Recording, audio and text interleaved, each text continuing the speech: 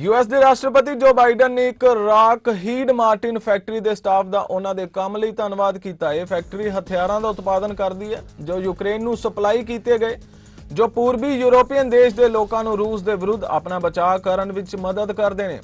राष्ट्रपति ने $33 बिलियन के पूरक फंडिंग बिल नूं पास करके यूक्रेन लई होर सहायता नूं मंजूरी देने ते भी चर्चा की। Know what work at this facility you're doing and support Ukraine's fight for freedom. And the bottom line is I came to say thank you, thank you, thank you. That's the reason I'm here. I've been in those battlefields where these missiles are fired, and I spent a lot of time going in and out of Iraq and Afghanistan, maybe a total of 40 times. And I tell you what, and I've been in Ukraine a lot prior to the war and on the border since the war. And it's amazing what you've done. We see on the news every single day the atrocities and the war crimes that are being committed by Russian forces in Ukraine, directed by Vladimir Putin. And it really is gut-wrenching. We see the incredible bravery of the Ukrainian fighters defending their country with everything they have. And by the way, it's not just their warriors. It's not just their military. It's people in the street.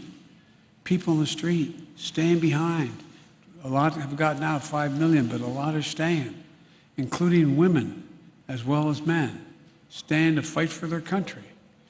And we know that the United States is leading our allies and partners around the world to make sure the courageous Ukrainians who are fighting for the future of their nation have the weapons and the capacity and ammunition and equipment to defend themselves against Putin's brutal war. A lot of war crimes being committed. But what we don't see, we don't always see, is the work that makes so much of this possible. And that's you. It's not hyperbole, it's you. You make it possible. You make it possible for them to have a shot. You know, during World War II, the United States was known as the arsenal of democracy. There was Rosie the Riveter, who I actually got to meet, quite frankly, before she passed away, and a lot of people who, in fact, kept it going. I was a slight digression. I went over for the 50th anniversary of the end of World War II, and I was in Normandy, and I went up afterwards to the cemetery, and I was walking by myself, and it's incredible. It's immaculate. It's perfectly manicured, and the headstones are all the same. I looked down one row, and I saw 3 names, same names, father and 2 sons, who had died in the landing. And I was bent down and I was reading the dates of their births. And all of a sudden I heard behind me a tinge, hup!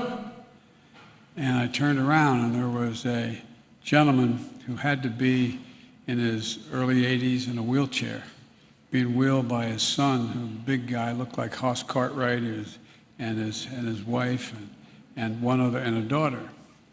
And he saluted me, so I saluted him. And at the time, and I turned and I said, thank you for what you did. Thank you for literally saving civilization. She built the landing craft that got us in here. She and her friends, they're the ones that did it. And he went on, and he filled up. And all of a sudden it dawned on me.